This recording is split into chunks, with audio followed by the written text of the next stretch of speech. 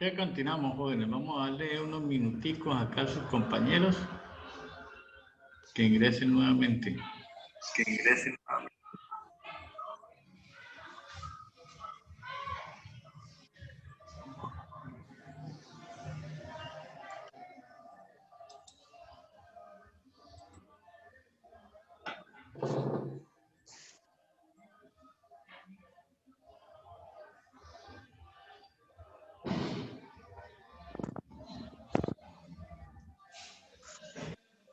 Bueno, continuamos acá.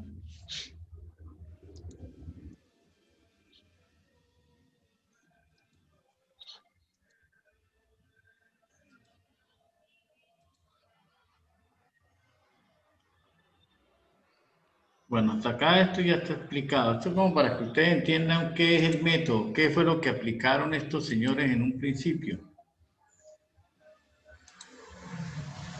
Porque es que en la vida no se trata, jóvenes, de decir las cosas por decirlas. Es que yo creo que el tal COVID no es tan mortal como dicen si no hay hechos refutables, si no hay cómo contradecirlos. Por ejemplo, han existido dos grandes pandemias en el mundo que en realidad se pueden considerar pandemia. Esta de la actualidad no es una pandemia. La primera fue la peste negra en Europa en la Edad Media. Murieron más de 40 millones de personas en el mundo, especialmente en Europa. Eso fue una pandemia. Y estas millones de personas murieron en menos de 2 años. La gripa española, que comenzó en Estados Unidos, le dieron ese nombre, pero su incubación fue en Estados Unidos. Gripa española mató más de 50 millones de personas en el mundo en menos de un año. Eso es una pandemia. Esto estamos viendo que cuando llegan a cierta cantidad de muertos ya de una vez empieza a declinar el virus por arte de magia. Si ustedes observaron en Ecuador, que fue uno de los primeros que sufrieron en Sudamérica, cuando llegó a los 17.000 muertos ya no se volvió a hablar de cifra de muertos en Ecuador. En Brasil, ser un país grande, tenía que colocar más muertos. Llegó a cierta etapa que pasó de los 100.000 muertos y se acabó la pandemia. En Estados Unidos igual. Usted mire que cada país, de acuerdo a su cantidad de habitantes, tenía que colocar cierta cantidad de muertos. Ahorita vienen son los famosos rebrotes, o sea, mirando a ver qué otra población puede morir para darle paso a la futura generación de este mundo, de este planeta. Así como existieron pensamientos de la ciencia o pensamientos científicos, también la política renace como ciencia, y es que la política es una ciencia, jóvenes. Lo que pasa es que en Colombia y en Latinoamérica tenemos que la política es el arte de robar al pueblo, y es la mayor corrupción y el mayor cáncer que hay en nuestra sociedad, se llama corrupción. ¿Por qué? Porque desafortunadamente los políticos en Colombia no están preparados, no tienen ni idea de qué es política. Con eso les digo todo. En nuestro país y Latinoamérica sí se maneja la politiquería. Cuando entendamos qué es el verdadero sentido de la política y por qué la política es una ciencia, se va a empezar a acabar con toda aquella corrupción que hay en el mundo y que agobia nuestro planeta. La política es una ciencia porque es que ella es el arte de gobernar. ¿Qué es la política? Es el arte de gobernar y de administrar los bienes del Estado, siendo el Estado representado por el pueblo, o sea, nosotros. No entiendo por qué una persona inútil sin cerebro, después de que le ha dado un voto a un político, le brinda pleitesías, cuando son los políticos los que tienen que brindarnos pleitesías. Y es que más, en las campañas políticas, ustedes se dan cuenta. Yo en la campaña política, yo no busco los políticos, ellos vienen a buscarme. Pero como yo sé trabajar, como yo sé ganarme mi dinero, no necesito de esa peste. Y tengo amigos políticos. Y quise irme a la política. Pero como me dijeron que yo tenía que hacer lo mismo que hacían los otros políticos, engañar al pueblo, mentir al pueblo, robar al pueblo, preferí salirme de la política. Las personas honestas no son políticas, jóvenes, y ningún político es honesto. Grábense eso en la cabeza. Entonces, ustedes ven que los políticos en elecciones son los que buscan a las personas. Por lo tanto, cuando ellos son elegidos, ellos terminan siendo nuestros trabajadores, nuestros empleados. Y nosotros somos los que mandamos en ellos. Por eso la Constitución política dice el mandato constitucional, que es ese que se le da a través del voto. Yo si voto por una porquería de esas, porque no tiene ningún otro calificativo, duela al que le duela. Si tienen familiares políticos, me da igual. Yo también tengo familiares políticos y yo se los digo, ustedes son la pecueca más grande que ha parido la tierra. Así de sencillo, porque es que yo tengo un defecto grande, le digo las cosas a las personas, así les duela de mala. Si no me hablan, me tienen sin cuidado, no dejándome yo de hablar a mí mismo, todo está bien. Por eso me dicen que yo soy loco. Entonces, jóvenes, estas pestes inmundas que no entienden cuál es el concepto de la política, se basan en una obra de un intérprete grande de la filosofía política, pero que no la entendieron y la malinterpretaron, y es este señor Nicolás Maquiavelo. Él en su obra El Príncipe presenta la forma en que se debe gobernar y doblegar al pueblo. Los políticos corruptos se toman de él un pensamiento que dice el fin justifica los medios. Entonces ahí es donde no les importa generar corrupción, generar lo que sea, porque es que lo importante es alcanzar ese medio. ¿Cómo? No importa. Y resulta que el fin justifica los medios no es para aplicarlo en la parte mala, sino también en lo bueno. Yo tengo es que esforzarme, sacrificarme. Ese es el fin mío. El fin mío es llegar, superarme, ser cada día mejor. Entonces yo tengo que utilizar los medios del sacrificio, del dolor, del sufrimiento. Esos son los medios de las personas que nacen de allá abajo y quieren estar arriba. Pero hay otros que no utilizan, son los medios de la corrupción. Ese pobre mentecato que escasitamente fue presidente de un barrio, pero se creía el presidente de la República, se lanzó al consejo y siguió siendo lo mismo de porquería que era el presidente del barrio. Los presidentes de barrio son figuras, no sirven para un carajo, sirven más las tetas de los hombres que ellos, y las tetas de los hombres no sirven para nada, entonces nomás partan de ahí. Entonces, jóvenes, la mayoría de los políticos no tienen ni idea de qué es política, no tienen ni la más remota idea de cómo administrar los bienes del Estado, cómo alcanzar un verdadero aprecio hacia esa sociedad que la eligió para que gobernara. Cuando ustedes tengan la capacidad de elegir a aquellos que no son todavía aptos para votar, se van a dar cuenta que el voto es algo sagrado. No es para que usted lo sea tan miserable de ir a venderlo por 50, por 100,000 pesos. Un voto no tiene precio, jóvenes. Porque es que vender el voto es es mejor vender la madrecita de uno. Y yo prefiero vender a mi madre que vender mi voto. Porque para mí es más sagrado el voto que la misma madre que me parió. ¿Por qué? Porque es que si yo vendo mi voto, yo estoy generando corrupción. Yo estoy permitiendo que mi país lo vuelvan una miércoles y después no puedo quejarme ni puedo lamentarme. En cambio, si usted vendió a su madrecita, el dolor fue uno solo. Yo vendí a mi madre y hasta luego, se acabó la vaina. Entonces miren cómo es la cuestión, jóvenes, cuando no tenemos conocimiento de qué es política.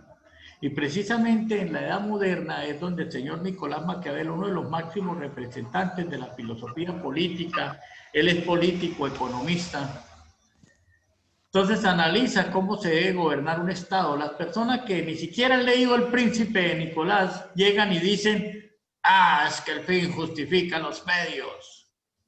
Y es donde fomentan la corrupción. Es como la guerrilla. Nunca han leído El Capital de Carlos Marx, lo utilizan de lujo. Y como nunca han leído El Capital de Carlos Marx, entonces a través de las armas derraman sangre, hacen todo en nombre del pueblo. Y cuando Carlos Marx en ninguna de sus páginas, que me lo he leído 3 veces, y en ninguna de sus páginas he encontrado que diga tomarse el poder revolucionario a través del derramamiento de sangre de inocentes. Eso no lo dice Carlos Marx. Entonces mire cómo se distorsionan cuando no se lee, cuando no se tiene conocimiento de qué es lo que nos están transmitiendo. Este señor en su obra El Príncipe defiende la monarquía absoluta como forma de ejercer el poder del Estado. Él la defiende porque en ese momento preciso estaba mandando era la monarquía, eran los monarcas, los reyes. Por eso él escribe el libro del Príncipe. Pero más que defender la monarquía, él le dice, mire, usted debe de ser un príncipe. Tratar bien a sus súbditos, pero darles mano fuerte cuando se lo merecen. Para que no menoscaiga ante ellos y pierda vuestro poder. Pero en ese tiempo era la monarquía. Es diferente hoy que estamos en un país presidencialista, aparte de eso democrático, y no conforme se elige a través del voto popular a nuestros gobernantes. Entonces, agarrar una obra de Nicolás Maquiavelo y traerla al contexto actual en que vivimos es estar uno loco. Eso sí, haberte la fumado verde. Es como traer el libro de Carlos Marx más adelante cuando veamos filosofía contemporánea y veamos el marxismo, traer las ideas de Carlos Marx e implementarlas en estos momentos. No, eso no sirve, eso es absurdo. Carlos Marx cuando escribió su obra, los trabajadores no eran trabajadores, eran esclavos. Hoy en día usted tiene un salario, tiene un sueldo. Pero si usted con un salario mínimo quiere vivir como un rico, se jodió, hermano, está jodido. Porque es que la palabra mínimo quiere decir que es lo mínimo que se debe pagar a un trabajador en Colombia. Entonces, si ustedes no entienden qué es un salario mínimo y con un salario mínimo quieren tener novia, quieren tener esposa, quieren tener moza y quieren tener hijos, jódate, métanse mejor un tiro en la cabeza, porque el salario mínimo no les va a alcanzar. Van a vivir endeudados, van a vivir amargados y van a vivir llevados. Porque no entendemos el contexto de qué es salario mínimo. Yo en lo personal con un mínimo no viviría, Dios mío, Dios me libre. Porque un mínimo, yo admiro a las personas que viven con un mínimo. Y las admiro más cuando la veo con hogar y la veo hasta con 3 hijos. Yo digo, pucha, este man es un mago. Porque es que yo el mínimo nomás se me va en arriendo y servicios. Entonces, mire, jóvenes, cuando no se interpreta bien el contexto de qué es un mínimo, y un mínimo es lo mínimo vital para su mínima subsistencia, es decir, un mínimo es para que viva usted solo, no para que mantenga a su esposa, a la moza, a los hijos, al amante, etcétera, sino usted solo. Que si quiere ganar más del mínimo, esfuérzate, trabaja. Pero como no sabemos elegir, y no saben elegir la mayoría de los colombianos, entonces el salario mínimo desaparece en Colombia. Se va a pagar ahora por horas. Ay, es que en Estados Unidos se gana por horas. No sean imbéciles, en Estados Unidos se gana en dólares y se gasta en dólares. En Colombia ustedes ganan en pesos y gastan pesos. Ustedes no van a ganar dólares en Colombia y van a gastar en pesos. Personas que se van a Estados Unidos al sueño americano llegan llevados. ¿Por qué? Porque que ya ganas en dólares, pero gastas en dólares. Para usted ganar y ahorrar plata y volverse rico en Estados Unidos tiene que tener mínimo tres trabajos si lo puede, porque allá sí hay esos beneficios. Usted puede trabajar las 24 horas. Usted puede trabajar en 3 empresas, salir de una y irse para la otra. Y allá la hora sí la pagan bien paga. El triple de lo que vale aquí un día. Entonces allá es diferente, las políticas allá son diferentes. Aquí en Colombia no, un ingeniero que se joda estudiando, sacando especializaciones, maestrías, para venirse a ganar 5.000 pesos en una hora, yo prefiero quedarme de vago durmiendo en la casa. Entonces, jóvenes, mire, cuando no utilizamos nuestro cerebro y no tenemos una idea de qué está pasando en nuestro mundo, por eso la filosofía me gusta enfocársela a ustedes así. El que la quiera aprender bien, el que no, me tiene sin cuidado. La única persona que tengo que convencer de mis pendejadas es a Efraín, a nadie más, jóvenes. A ustedes les transmito una idea. Allá ustedes si la toman o no, tomen siempre lo bueno, no lo malo. ¿Ya? Porque yo todo lo que hablo no es bueno. Hay cosas malas dentro de mí, entonces tomen siempre lo bueno, lo que les sirva a ustedes. El fundamento de Maquiavelo, siguiendo aquí con el orden político, es la aceptación de un hecho real, la maldad natural del hombre. Maquiavelo dice, el hombre es malo por naturaleza. Maquiavelo es mentiroso y su móvil principal es el interés más egoísta. Para Maquiavelo el hombre es mentiroso, es egoísta. Por su tanto, él dice, el gobernante debe tratarlo sin escrúpulos. Esto lo hace en su obra El Príncipe. Entonces, mire, él patrocina la parte esta de lo que tiene que ver con la corona, la monarquía, porque ese era el contexto. Pero si Maquiavelo estuviera dentro de otro contexto, en el contexto actual donde nuestro país es presidencialista, sus ideas políticas fueran diferentes. Ya él no iría a apoyar tanto al gobierno, te iría a apoyar más al pueblo. Es una forma de manejar el contexto histórico de la realidad. Por eso se dice, es que el hombre es malo por naturaleza, jóvenes. Yo les digo una cosa. Si el hombre es malo por naturaleza también es bueno. Roosevelt llegó y dijo, el hombre nace sano, la sociedad lo corrompe. Eso es mentira. La sociedad no corrompe a nadie, jóvenes. Usted puede andar con un ladrón, pero si a usted no le nace robar, usted no roba. Eso de que dime con quién anda y te diré quién eres, échenlo a la basura, eso no va conmigo. Usted puede andar con un mariacachafero y ese tipo puede meter 3 tacos de marihuana al lado suyo. Pero si a usted no le nace probarla, no le nace, usted no lo van a obligar a que la consuma. Le dirán, tenga prueba. No, gracias, parce, no me sirve, no me interesa. Eso es como el alcohol. Personas que van a reuniones, a fiestas y no se prueban una gota de alcohol porque a ellos no les nace. Entonces el hombre nace siendo, para mí, no nace malo, el hombre es bueno, para mí el hombre es bueno por naturaleza, para mí el hombre no es malo por naturaleza, para mí el hombre es bueno por naturaleza, para mí el hombre, la sociedad no lo corrompe, el hombre se corrompe por sí mismo porque le da la gana corromperse, porque siente el deseo de ser malo. Pero nosotros nacemos siendo buenos. ¿O cuándo han visto ustedes un bebé recién nacido echando un hijo de putazo? Porque nacemos siendo inocentes. Y a medida que nuestros sentidos se van desarrollando es donde vamos a tomar unas actitudes negativas que van perjudicando poco a poco nuestra vida. Pero no porque la sociedad nos imponga, sino porque nosotros somos libres de imponérnoslas a nosotros mismos.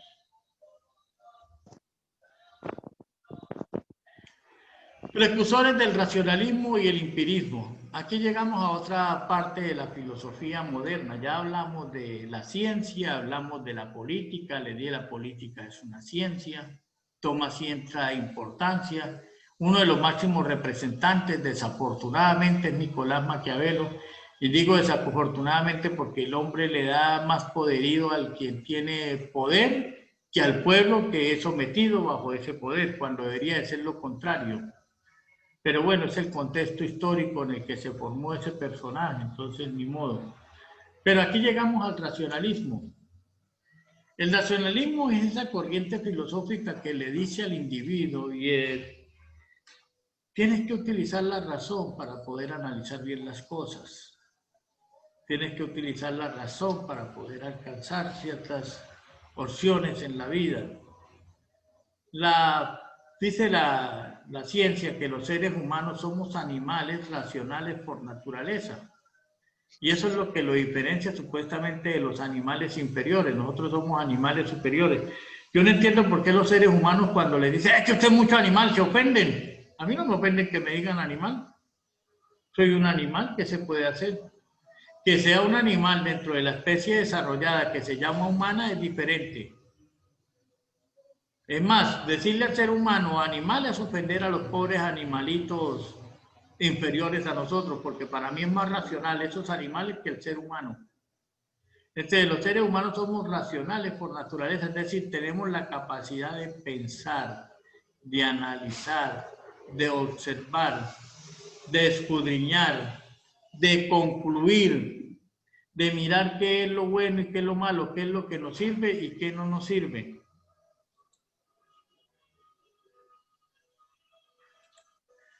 Sí, jóvenes. Ahora, dentro de esta corriente tenemos a Bacon, que es también parte del empirismo. El empirismo es aquella rama de la filosofía que dice que todo conocimiento parte a través de la experiencia. Y esta es una cuestión importante dentro de la filosofía. Si tú quieres alcanzar conocimiento, tienes que tener primero ciertas experiencias, experimentar algo. De por sí que cuando llenan una hoja de vida, hay un ítem importante dentro de esa hoja de vida que se llama experiencia. Y es en la experiencia donde tú vas a decir qué has laborado, qué has trabajado, qué has hecho. Desde ahí parte la experiencia, y es el empirismo el que dice que todo aspecto importante en el ser humano es la experiencia. Sin experiencia no hay nada en los seres humanos. Dice el empirismo, de nada sirve el conocimiento si no tienes la experiencia. Puedo conocer mucho, pero si no he vivido mi experiencia propia, ¿con qué causa de hecho yo voy a refutar? Entonces tenemos a Francis Bacon. Este es un gran empirista inglés. Su método presenta una clara inclinación empirista. Solo aquellos conocimientos obtenidos de la observación de los hechos podrán ser verdaderos. Y en parte tiene razón. Por ejemplo, cuando le llevan a usted un chisme y usted deja creerse de ese chisme, si usted no es capaz de averiguar, de investigar, qué tan cierto es eso que le están diciendo sobre una persona, sino que se quedó con lo que le dijeron, usted está jodido. Usted está peor que la persona que le trajo el chisme. Porque usted tiene que primero es investigar, escudriñar, qué tan cierto es ese chisme, qué tan verdad. Entonces, por eso dice, la experiencia es más importante. Porque de nada sirve el conocimiento si no se tiene experiencia. Puedes conocer de ciertas cosas. Por ejemplo, el médico que se grada en medicina. Pero si el hombre no tiene conocimientos en cirugía, él no puede ser cirujano. Él tiene conocimientos como médico, pero no tiene experiencia como cirujano. Entonces él debe ir y hacer una especialización como cirujano. Cuando haga esa especialización y a través de esa especialización tuvo sus prácticas profesionales y dentro de esas prácticas practicó ciertas cirugías, entonces ya el hombre está adquiriendo una experiencia. Entonces mire cómo es de real esto que dice el señor Francis Bacon. Si no hay, de nada sirve el conocimiento si no existe una experiencia. Galileo Galilei, italiano, su método es racionalista, confía más en la razón.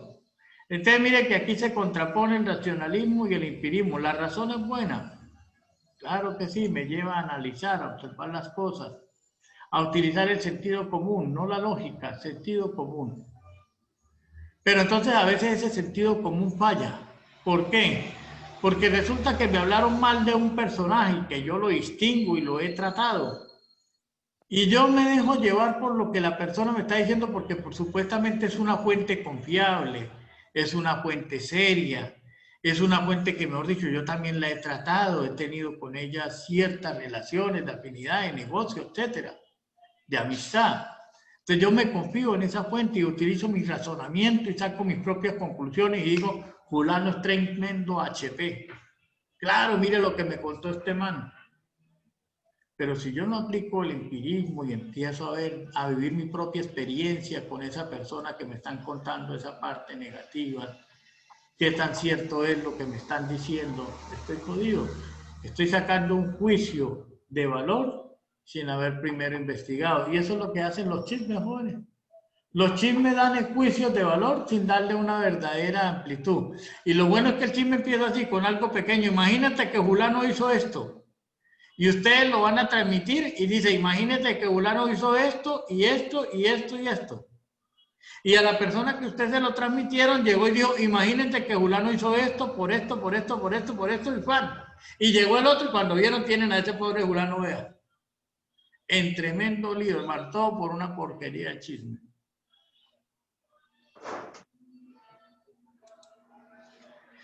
Intereses comunes, subjetivismo y genoxiología tienen como consecuencia inmediata la importancia otorgada a la investigación sobre el método. Por ejemplo, el subjetivismo, cuando utilizamos los subjetivos, cuando yo quiero irme a lo abstracto. Lo subjetivo, por ejemplo, en tu vida personal es cuando tú quieres conocer a alguien, pero deseas ir a lo más profundo. Saber de verdad quién es esa persona, quiénes son sus parientes, de dónde viene, qué relaciones tiene, esto, el estrato, etcétera, muchas cosas. Entonces tú de esa manera subjetiva empiezas a investigar y averiguar la vida de esa persona, dándole un ejemplo práctico. Y esta investigación que estás haciendo te va a llevar a identificar a esa persona de una manera abstracta, de una manera absoluta. Y podrás decir, ah, la persona es estrato 1, pero a mí se me está haciendo pasar por un estrato 5. Ah, la persona vive en tremendo tugurio, pero a mí me hacía pintar una mansión.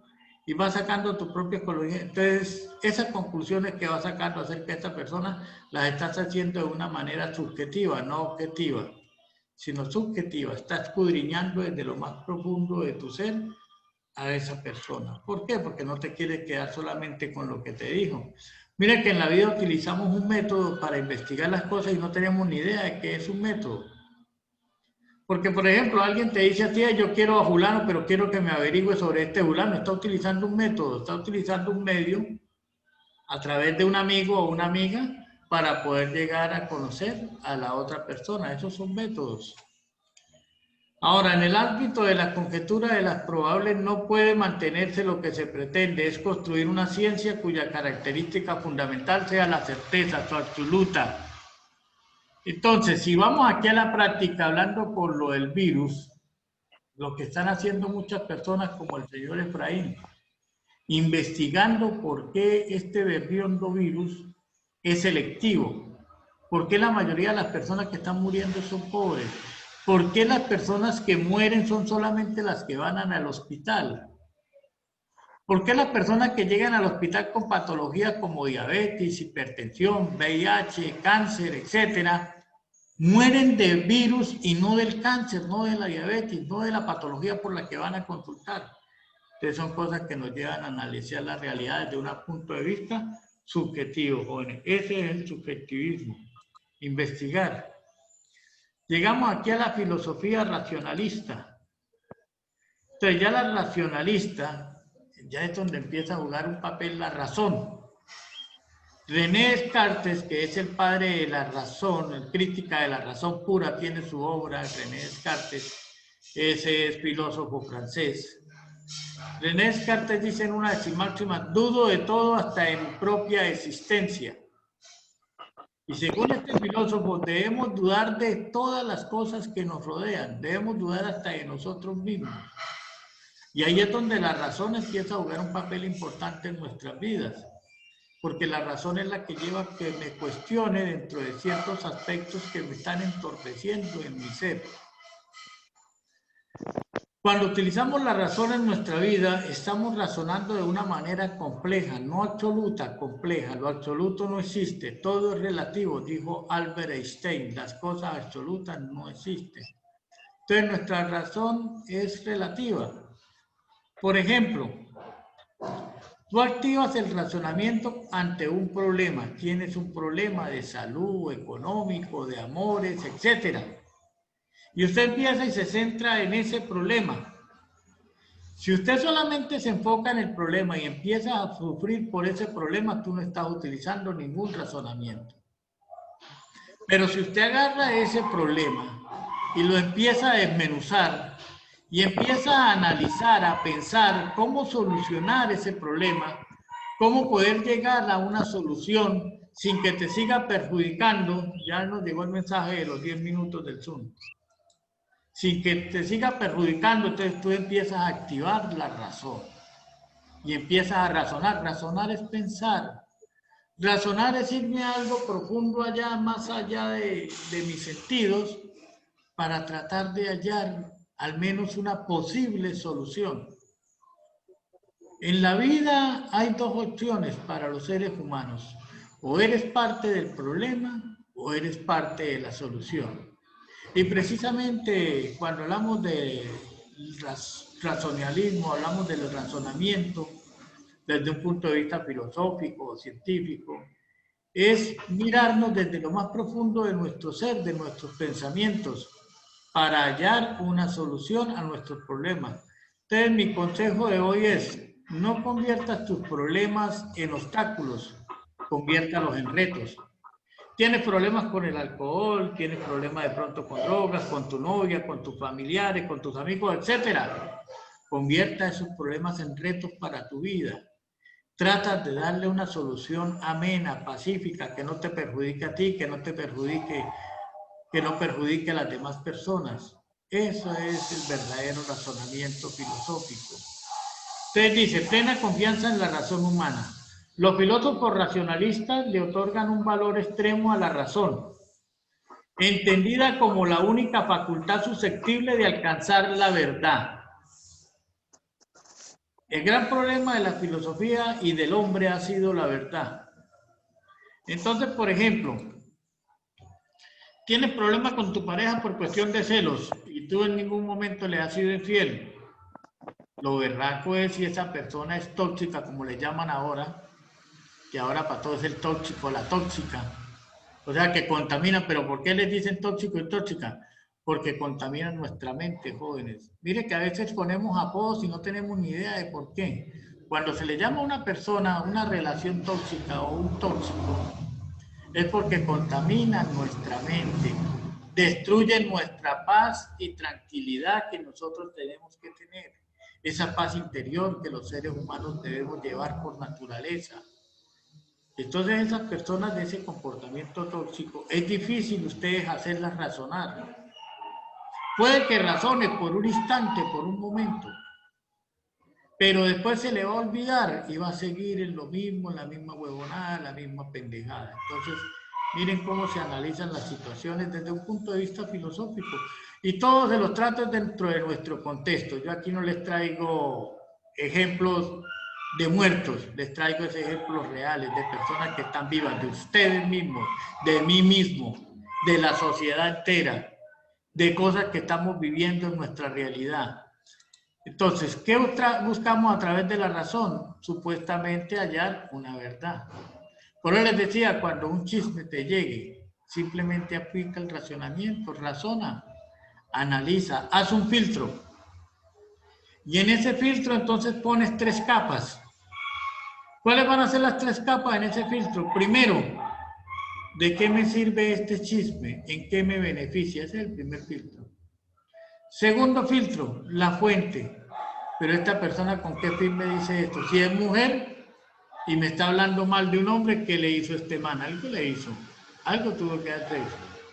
Si es un hombre y está hablando mal de una dama, algo le hizo esa dama. Así de sencillo. Y por último, ¿para qué carajos voy a agarrar un chisme que no tiene nada que ver conmigo? Tengo 2 opciones. Trato a la persona que me está trayendo el chisme o dejo de hablarle a la persona de la cual me están hablando en el chisme. Yo por lo general trato a las 2 por igual. Si a mí me tratan con hipocresía, yo trato con hipocresía. Y yo de por sí como buen filósofo identifico a los hipócritas. Solamente cuando alguien me habla yo los miro a los ojos. Los ojos son el espejo del alma. Y en los ojos usted sabe cuando una persona te está tratando con hipocresía y te está diciendo mentiras. Así de sencillo, joder. Y cae más un mentiroso que un cojo, dice por ahí la filosofía de la vida. Este racionamiento moderno se opone a la Edad Media entre la razón y la fe. Acuérdense que yo les decía que en la Edad Media había un gran filósofo, Santo Tomás de Aquino, quien consideraba que la razón podía ir de la mano de la fe, a lo cual se le contrapone la Iglesia Católica. ¿Por qué? Porque es que cuando tú activas la razón, el conocimiento te va a llegar muy lejos. Por ejemplo, quieren investigar sobre los virus y las verdaderas pandemias en el mundo para poder entender el coronavirus que está matando actualmente. Entonces empiezas a investigar desde la Edad Media los grandes virus en la historia de la humanidad. Hoy en día hay una fuente de información muy buena, confiable, científica. Y está Discovery Channel, que puede consultar sus videos en YouTube. En el mismo YouTube vas a encontrar videos relacionados con la historia de los virus en el mundo. Y te vas a dar cuenta cómo los mismos humanos son los que han creado todos esos virus. El único virus que no fue creado, pero sí expandido por la misma ignorancia del hombre, fue el de la Edad Media, la famosa peste negra, que en verdad era la fiebre bubónica transmitida por las ratas, una infección que a través de esa proliferación de ratas por esas basuras que se botaban en las zonas aledañas a las ciudades en la Edad Media, no había basureros, no había una recolección de basura. Entonces todas estas basuras hicieron una proliferación de ratas. Estas ratas empezaron a contaminar a los humanos, llegaban a las casas, mordían los alimentos, los humanos no los lavaban, no había una higiene, así se los comían, esa babita de la rata las adquirían ellos, el cuerpo no tenía buenos anticuerpos, entonces se fue desarrollando esta enfermedad en ellos, y es donde se da la famosa, para la iglesia la llamó la peste negra, porque para la iglesia fue una maldición, fue una bruja, los brujos estábamos en la edad de las brujas, cacería de brujas. Es más, hay una película que se llama Cacería de Brujas. Y hay un libro muy bueno que me gustaría que lo leyeran si quieren, para que ustedes entiendan todo sobre la Edad Media. Se llama El nombre de la rosa. O véanse la película El nombre de la rosa. Y está también la Cacería de Brujas, muy buena. Y es con Nicolas Cage. Ahí ustedes pueden ver cómo la Iglesia Católica, primero en nombre de Jesucristo nuestro Señor, mandaban a matar inocentes, mujeres, embarazadas, ancianos, todo lo que se contrapusiera a la fe católica. Y cómo le echaban la culpa a los demonios y a las brujas sobre toda la maldición, la peste negra. La película, ese contexto histórico es sobre la peste negra. Pero entonces le echaban la culpa a demonios, a brujas, tal, cuando en realidad era transmitida por la fiebre bubónica de las ratas a través de los mismos alimentos. Algunas ratas mordían a los niños, a los mismos adultos en las plazas de los mercados. O sea, eso era algo horripilante. Pero como no conocemos la historia, nos dejamos meter en el cuento de que todo es virus, que todo lo es por los animales, el virus que el murciélago, que el marrano, que las aves, etcétera. Le echamos la culpa a los más pendejos, a los animales que no pueden defenderse, cuando en realidad los virus los han creado los mismos seres humanos. Por ahora les invito a que investiguen más sobre los virus, jóvenes. En vez de estar perdiendo el tiempo en YouTube viendo marihuatón, que eso no deja nada, lo único que les va a estropear es el cerebro, así de sencillo. Perrea, mami, perrea. Y la niña, ay, me dedicó una canción tan linda, mire lo que dice, perrea. Las están tratando de perritas y no entienden. Entonces mire cómo el marihuatón irrespeta a las niñas más que todo.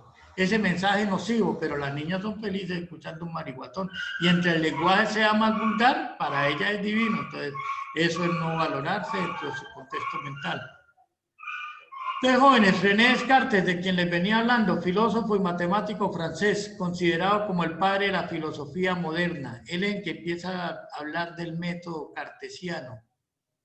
René Descartes es el máximo representante de esta filosofía. Jóvenes, ya nos queda un minuto, menos de un minuto antes de que esto se corte de manera grosera. Les deseo un maravilloso día. Gracias por su atención en clase. Ya les comparto el material. Si faltó algún estudiante por nombrar, por favor, por el grupo, me regala código, apellido y nombre de los estudiantes que entraron en el segundo tiempo a clase. ¿Estamos claros? Solamente los que entraron al segundo tiempo cuando ya había tomado asistencia, para dejarle la asistencia, pero con la T de tarde. Entonces les agradezco en el alma. Ya se acabó el tiempo, jóvenes. Que Dios me los guarde, que tengan un maravilloso día. Gracias por su atención.